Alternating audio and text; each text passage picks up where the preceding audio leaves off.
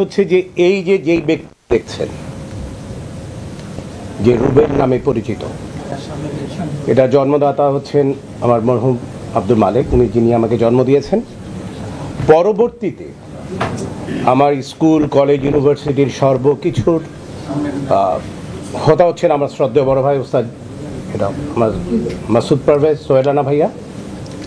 পরবর্তীতে যে ফিল্মিক যে রুবেল হওয়ার যে ব্যাপারটি, এটা প্রথম আমার মাসুদ পারভেজ, এবং তারপরে যে আমার যে অবস্থান তৈরি করার জন্য আমি যেভাবে তৈরি হয়েছি, এটা সব কিছুর কারিগর হচ্ছেন আমার শ্রদ্ধেয় ওস্তাদ জাহাঙ্গীর আলম।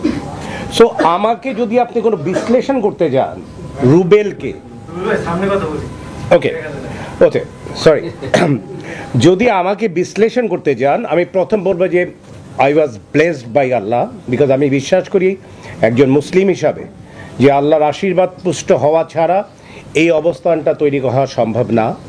এবং আমি মনে করি যে আমার যে অবস্থান, আমার সব কিছুর মূলে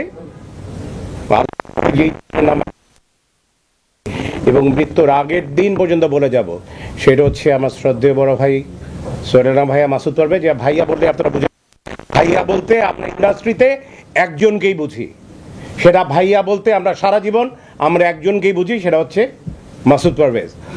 আর একজন হচ্ছে, আগেও বলেছি আবারও বলেছি, ওস্তাদ জাহাঙ্গীর আলম। সো আমার ব্যাপারে আপনি যখনই কোনো কথা বলতে যাবেন, সো এই দুজনের নাম বাদ দিয়ে রুবেল শব্দটি লেখাটা মনে হবে যে অসম্পূর্ণ। এটা হলো আমার কথা, যে আমার ব্যাপারে কোনো কিছু লিখতে যাওয়া মানেই হচ্ছে এই দুজনকে নাম এনে রুবেল নিয়ে কথা বলা। সো তাদের ব্যাপারে যদি আমি কোনো বিশ্লেষণ করতে যাই, তাদের ব্যাপারে যদি কোনো কথা বলতে যাই, এটা আমার এক ধরনের ধৃষ্টতা হবে, এটা এক ধরনের বেয়াদবি হবে। তাদের নিয়ে কোনো কথা বলার মতন দুঃসাহস, ধৃষ্টতা আল্লাহ তাআলা আমাকে কখনো দেয়নি, এবং আমার মৃত্যুর আগের দিন পর্যন্ত যাতে ওনাদের ব্যাপারে কোনো কিছু বলার মতো আল্লাহ তাআলা আমাকে না দেন। অন্য কোনো প্রশ্ন থাকতে আমাকে করতে পারেন।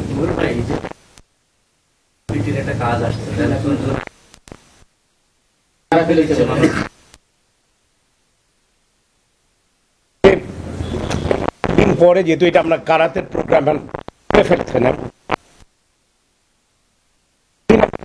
অনেকে অফার ছিলেন আমাকে,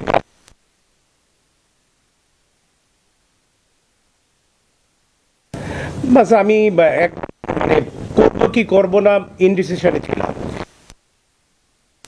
থেকে মুশফিক সাহেব ফোন দিলেন এবং রাহেন হাফিজ সাহেব আমাকে ফোন দিলেন যে আমরা একটা কাজ করবো, আমরা কথা বলতে চাই। সকালে যেন ওই মুহূর্তে আমি বলবো যে এই মুহূর্তে রাহেন হাফিজ সাহেব আন্ডাউটলি একটি ভালো অবস্থায় আছেন, তার অনেকগুলো ছবি কাজ ভালো করেছেন উনি। তখন আমি সেটাকে আমি কিছু টার্মস অ্যান্ড কন্ডিশন দিয়েছিলাম, যদি এরকম হয় যেমন আমি কোনো অন্য কোনো ক্যারেক্টার আমি কাজ করি না। আর একটি জিনিস বলেছিলাম যে ভাই যেভাবেই হোক না কেন আমার নামের আগে কারো নাম যেতে পারবেন, আমি কাজ করি না। এই ব্যাপারগুলো যদি মনে রাখতে পারেন, যদি মনে করেন যে হ্যাঁ রুবেল ভাইকে নিয়ে কাজ করা সম্ভব, তাহলে কাজ আমি করব। সো আমরা কাজ করেছি, কাজ করার পর এখন আপনারা যারা দেখেছেন কেমন হয়েছে।